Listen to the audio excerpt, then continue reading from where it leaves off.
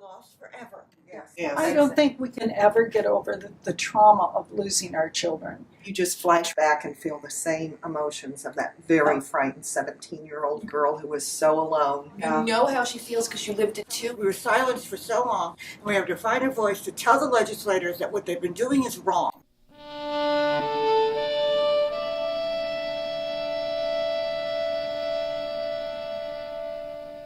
I was 16 and he was 17. I was 18 and he was actually my boss, and he was 45.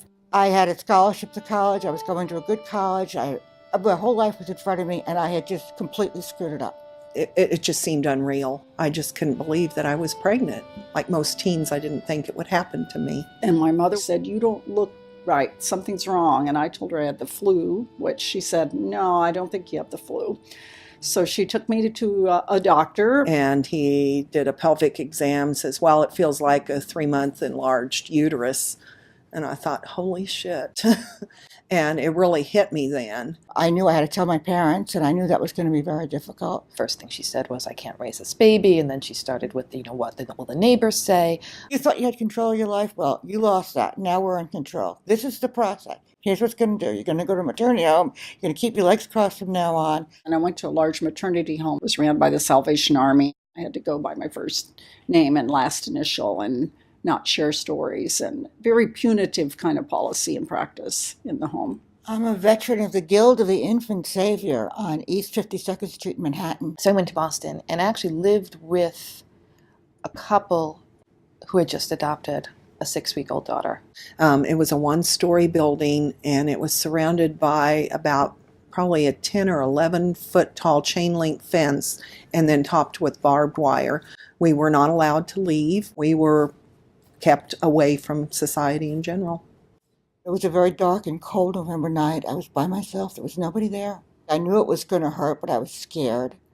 We were not given any kind of preparation for labor and delivery, what it was going to be like. I was induced preterm 2 days before my 16th birthday because the doctor only came on Thursdays. And I remember going into the labor and delivery, and all I could hear were women screaming. I was in labor from all by myself from 10 o'clock in the morning until 7 o'clock at night in leather restraints with no pain medication, no phone calls, and no visitors. And then just before she was born, they knocked me out. So it was like I wasn't even at the birth. They put a screen in front of me so I couldn't touch or hold my son, and then he was born and they took him away. I had made this person and he was just perfect, and I did get to hold him, but I knew I only had, those 48 hours. I was strapped down with leather straps on my arms, so I couldn't touch the baby. Sorry, I was put out, and I woke up and he had just been born. They wouldn't let me touch him. They said I'd never remember this. So what I did is, when I left, I took the card in her bassinet that had her name and her weight and her length on it, because I was afraid I would forget, and I knew I couldn't. So I carried that card until I met her 30 years later, and I gave it to her. I really think it would be great to get a copy of that piece of paper I signed, but I've never seen it. Aside from the card I stole, I never had any proof I had a child, or proof of that whole experience. I'd like to make crystal clear that I was 17 years old, alone in a hospital. I had just held my 1-day-old son, and the nurse came in with a document that was blank and had me sign the bottom, and they would fill in the information later. How legal is that? I remember that the social worker was extremely cheerful to the point of discomfort because it was such a horrific moment for me. All I remember hearing was them saying over and over again, "You'll not ever, forever and ever and never and never." And I wanted them to shut up. I wanted them to stop saying forever and ever and ever. I had no attorney and my parents weren't there. No one was advising me. It was a Catholic maternity home. The priests were there. The priest who was advising us was also the attorney who handled the adoption. So there wasn't any advocacy for me. And she just kept saying what a wonderful thing I was doing and how my life was going to be so great because I'd signed these papers. All of us in the maternity home were promised 2 things. One was that our child would get their information when they turned 18. That didn't happen. And the other was that we would go on and forget the experience, and that didn't happen either. It makes me feel used all over again when they say it's about protecting the birth mothers. It's like, you weren't protecting me then. You really, now that I know what I know, you wanted my child. Lawmakers say adoption, it's in the interest of child. Up until that child turns 18 and stands up and says it would be helpful to me to have my original birth certificate and information about myself. Suddenly it becomes about protecting the birth mom.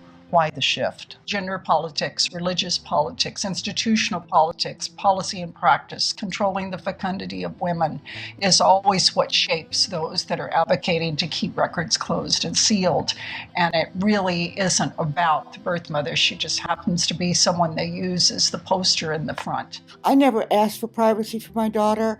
The best day of my life was when she came and contacted me. I have never met a birth mom who didn't want to know what happened to the child they surrendered for adoption.